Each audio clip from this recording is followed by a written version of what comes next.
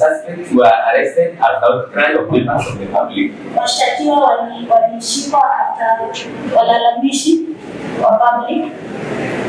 Made several reports in different parts of the county. Reports kadhaa ziliwekwa kwa county in regards to soko theft. Kuhusiana na wizi wa mifugo. I believe that the suspect owner are linked to several soko thefts.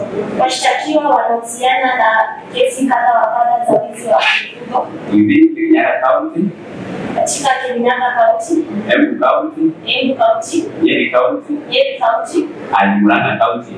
Na Murang'a County. Several reports have been made in different police stations within this county and the neighboring counties. Mashtakia kadhaa zimewekwa katika hii county na county zingine.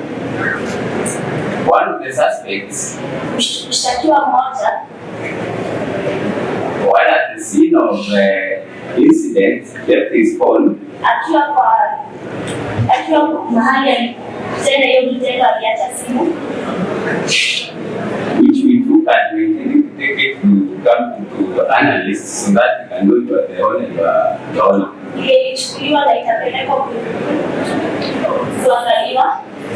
The owner respondent number 9. Mshtakiwa namba 9. Who is Agostino Kibibi Mutea.